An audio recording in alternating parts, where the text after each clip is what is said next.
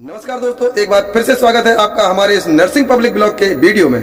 तो बने रहिए हमारे साथ हमारे वीडियो में लास्ट तक और उठाइए इस आस्था भरे चैनल का यानी आस्था भरे वीडियो का आनंद। और दोस्तों, आपसे एक निवेदन भी है कि आप ऐसे ही यूजफुल कंटेंट देखने के लिए हमारा चैनल जरूर सब्सक्राइब करें और वीडियो को लाइक करें और वीडियो को शेयर करें अपने दोस्तों के पास, अपने रिश्तेदारों के पास और हमारे परिवार का हिस्सा भी बन जाए।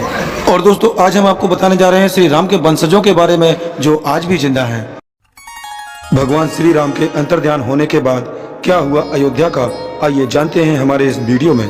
कैसे चलाया लव कुश ने अयोध्या का राजपाट और क्या आज भी जीवित हैं भगवान राम के वंश के वंशज। जी हाँ दोस्तों, आपने बिल्कुल सही सुना, क्योंकि आज भी जीवित हैं श्री राम के वंशज। हमारे भारतीय उपमहाद्वीप पर जितना पुराना इतिहास रामायण की कहानियों का रहा है, उतना ही पुराना रहा है श्री राम के वंशजों का इतिहास। भगवान श्री राम सूर्यवंशी थे और उनके वंश का उदय स्वयं ब्रह्मदेव से हुआ था। ये वंश प्राचीन भारत का एकमात्र ऐसा वंश था जो आज भी मौजूद है। महाभारत के युद्ध में भी हमें अयोध्या का एक सूर्यवंशी राजा का वर्णन मिलता है, जिसका युद्ध अभिमन्यु से हुआ था। तो दोस्तों, आज के समय में राम जी के जिंदा वंशजों के बारे में जानने के लिए कृपया हमारा ये वीडियो लास्ट तक जरूर देखें। और दोस्तों, अगर आपको हमारा ये वीडियो पसंद आए तो कृपया हमारे चैनल नर्सिंग पब्लिक ब्लॉग को सब्सक्राइब करें और वीडियो को लाइक करें और शेयर करें। तो दोस्तों, भगवान राम के चले जाने के बाद शुरू हुई थी अयोध्या की एक नई कहानी। और भगवान राम के चले जाने के बाद शुरू हुआ था उनके वंश का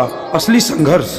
पृथ्वी की रचना करने के बाद अपने संचालन हेतु ब्रह्मदेव ने कई मानस पुत्रों और पुत्री को उत्पन्न किया। ब्रह्मदेव के इन्हीं मानस पुत्रों में से एक थे मरीचि।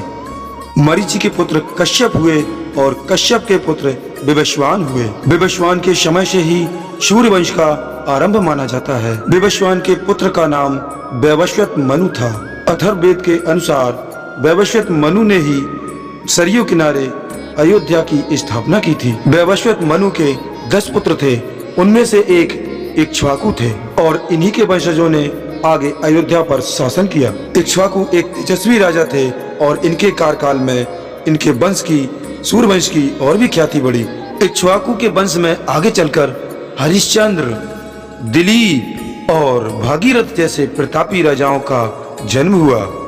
भागीरथ के पुत्र ककुत्स हुए और ककुत्स के पुत्र का नाम रघु था और रघु ने अपने पूर्वज इक्ष्वाकु के जैसे ही ख्याति पाई और इक्ष्वाकु की तरह इस वंश को रघु के नाम से भी जाने जाने लगा। रघु के बाद इस कुल को रघुकुल के नाम से भी संबोधित किया जाने लगा। रघु के वंश में नाभाग जन्मे। नाभाग के पुत्र अज हुए और अज के पुत्र का नाम दशरथ था और दशरथ के पुत्र श्री राम थे। और इस प्रकार ब्रह्मदेव के 67वीं पीढ़ी में राम जी का जन्म हुआ। राजा दशरथ के 4 पुत्र थे, राम, भरत, लक्ष्मण और शत्रुघ्न। और श्री राम के पुत्र लव और कुश थे।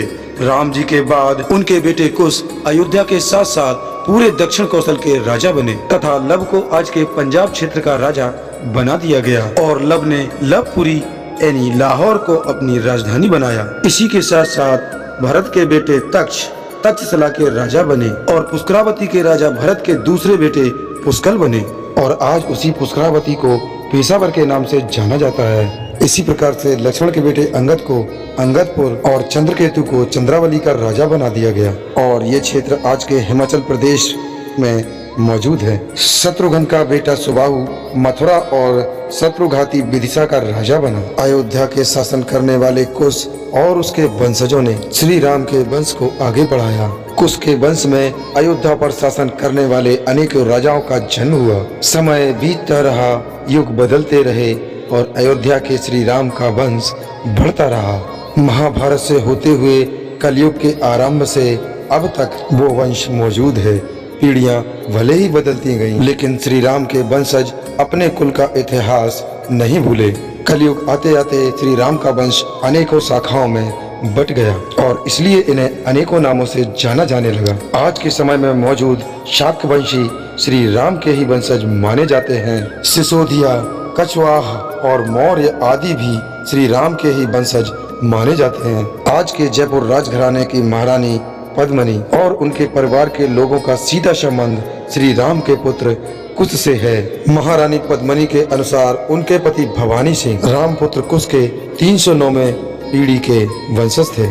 इस घराने के इतिहास की बात करें तो 21 अगस्त 1921 को जन्मे महाराज मान सिंह ने 3 शादियां की। मान सिंह की पहली पत्नी मारूधर कंवर, दूसरी पत्नी का नाम किशोर कुमार तथा तीसरी पत्नी का नाम गायत्री देवी था। महाराजा मान सिंह और उनकी पहली पत्नी से जन्मा पुत्र का नाम भवानी सिंह था और भवानी सिंह का विवाह राजकुमारी पद्मनी से हुआ, लेकिन इनका कोई पुत्र नहीं हुआ। उनकी एक बेटी है जिसका नाम दिया है। राजकुमारी दिया का विवाह नरेंद्र सिंह से हुआ था। दिया के बड़े बेटे का नाम पद्मनाभ सिंह और छोटे का नाम लक्ष्य राज सिंह है। इस प्रकार जयपुर राजघराने का संबंध सीधा श्री राम के वंश से माना जाता है। राजस्थान के मेवाड़ राज पर राज्य करने वाला सिसोदिया राजवंश भी श्री राम का ही वंशज है और बप्पा रावल, महाराणा प्रताप, राणा सांगा और राणा कुंभा जैसे वीर राजाओं का जन्म इसी वंश में हुआ था। आज भी सिसोदिया राजवंश के ध्वज में मौजूद सूर्य भगवान उनके सूर्यवंशी होने और राजा श्री राम के वंशज होने का प्रमाण दर्शाते हैं। सिर्फ यही नहीं बल्कि भारत में ऐसे छोटे बड़े अनेकों राज्य और जातियां मौजूद हैं जो श्री राम के वंशज होने का दावा करती हैं। सिर्फ भारत में ही नहीं बल्कि भारत के बाहर भी श्री राम के वंशजों का वर्णन मिलता है। दोस्तों, आपको जानकर ये हैरानी होगी कि आज भी थाईलैंड के राजा को श्री राम की उपाधि दी जाती है। सिर्फ हिंदू धर्म ही नहीं बल्कि भारत में जन्मे अन्य 2 धर्मों के प्रवर्तक भी श्री राम के ही वंशज थे। जैन और बौद्ध धर्म की अनेकों किताबों में इसके संतों का राजकुमार होने का वर्णन मिलता है। महात्मा बुद्ध और महावीर जैन दोनों ही राजकुमार थे और दोनों भगवान श्री राम के ही वंशज थे। इस प्रकार भगवान श्री राम का वंश कई मान्यों में महत्वपूर्ण है। तो दोस्तों, अब इतना ही था हमारे इस वीडियो में।